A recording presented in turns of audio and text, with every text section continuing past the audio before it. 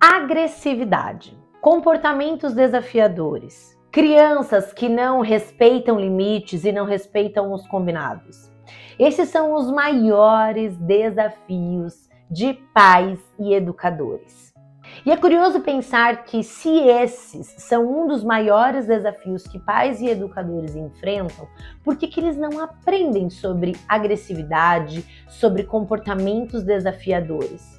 Quando falamos de professores, por exemplo, se você analisar toda a grade curricular da pedagogia, não existe uma só matéria que ensine professores a lidar com comportamentos desafiadores. É contraditório pensar que a educação mobiliza conhecimento, mas ainda hoje não utilizamos o conhecimento para fazer uma educação melhor.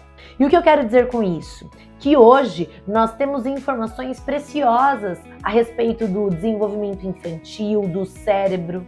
Nós entendemos o funcionamento cerebral das crianças e dos adolescentes, mas ainda não utilizamos essas informações para mudar as nossas práticas, tanto práticas parentais quanto práticas educacionais. Para falar de agressividade, de comportamentos desafiadores, nós precisamos falar primeiro sobre o desenvolvimento cerebral.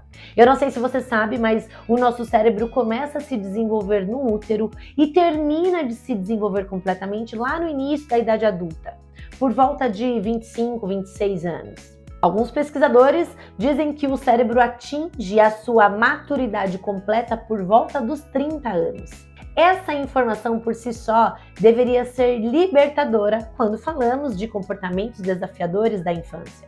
Afinal, estamos falando de crianças que não têm um cérebro totalmente desenvolvido. Existe uma área cerebral que é muito importante para o autocontrole, para a regulação das emoções, controle dos comportamentos, que ainda é muito imatura em crianças.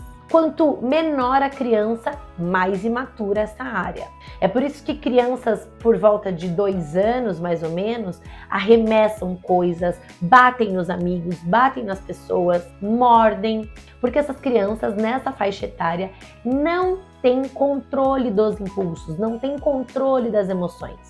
É como se o cérebro nessa faixa etária disparasse uma mensagem. Você está com raiva, arremesse o que tiver à sua frente. A criança nessa idade, ela não sabe que pode fazer escolhas quando se sente frustrada, se sente com raiva ou até mesmo triste. Ela faz o que é possível. E nós, enquanto adultos, com o cérebro totalmente desenvolvido, precisamos ajudar essas crianças.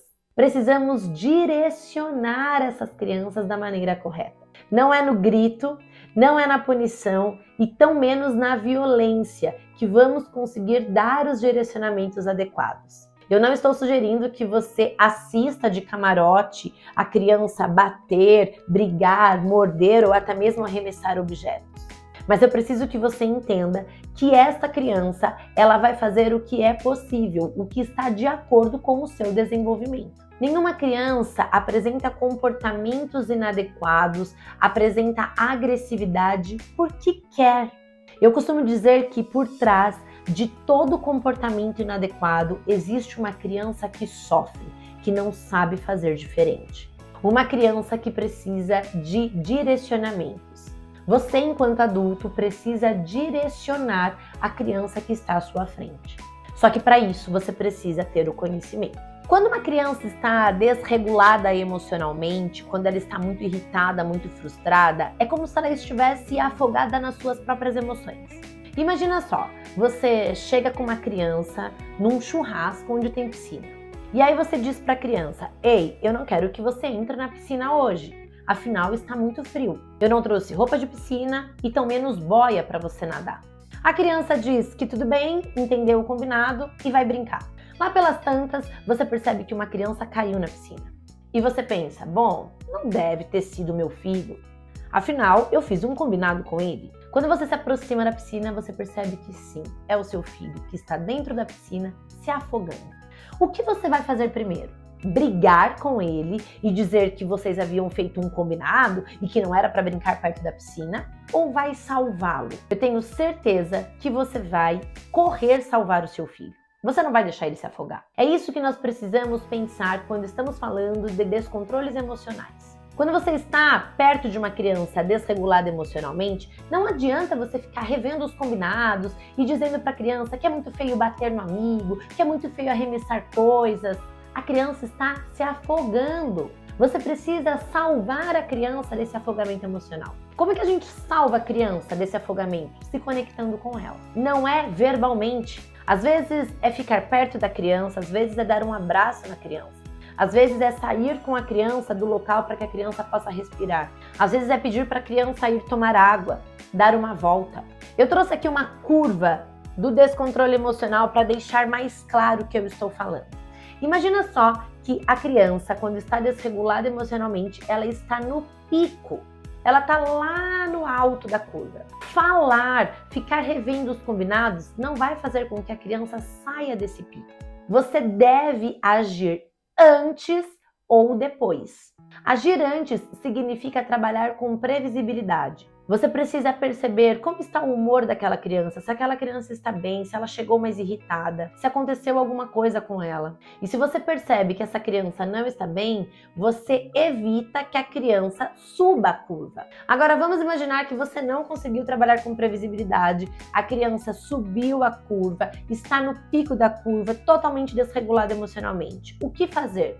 Esperar a criança se acalmar. No pico da curva, a única coisa que você consegue fazer é se conectar com a criança. Quando a criança consegue voltar à sua regulação emocional, quando ela consegue sair dessa piscina emocional, ela estará apta a ouvir.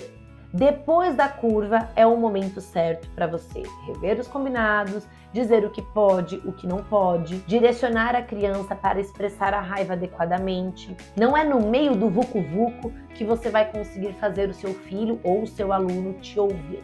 Quando você entende o funcionamento cerebral de uma criança, você consegue desenvolver melhores estratégias. E quando você consegue desenvolver melhores estratégias, você tem mais recursos para lidar com a agressividade e com os comportamentos desafiadores.